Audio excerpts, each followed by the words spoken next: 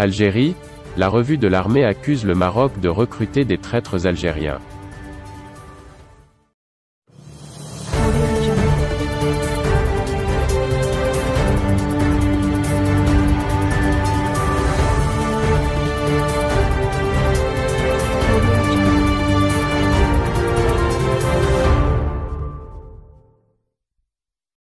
Dans son édition du mois d'octobre, la revue El Jeuich de l'armée algérienne a dédié une bonne partie de ses articles pour attaquer le Maroc. Dès son éditorial, de dénoncer les graves actes d'hostilité et la campagne de propagande tendancieuse menée par le Makzan contre l'Algérie, en général, et l'armée nationale populaire, en particulier. Tout en évoquant une guerre déclarée sur les plateformes des médias sociaux, les chaînes de télévision et les pages de journaux, la revue pointe une propagande qui tente en vain d'ébranler l'Algérie, d'attenter à sa souveraineté, de saper l'unité du peuple, ainsi que son intégrité territoriale. Pour la revue, ces hostilités et d'autres, telles que la tentative d'inonder notre pays de drogue, l'espionnage, la propagande destructrice, les déclarations tendancieuses et accusations émanant d'officiels marocains, ou encore la tribune offerte aux sionistes pour lancer des menaces contre notre pays depuis le sol marocain, interviennent en raison de la position d'Alger sur le dossier du Sahara. La même source ajoute que le Maroc a naïvement cru qu'en multipliant les actes d'hostilité ces derniers temps, cela finirait par amener l'Algérie à abandonner un des principes fondamentaux de sa politique étrangère.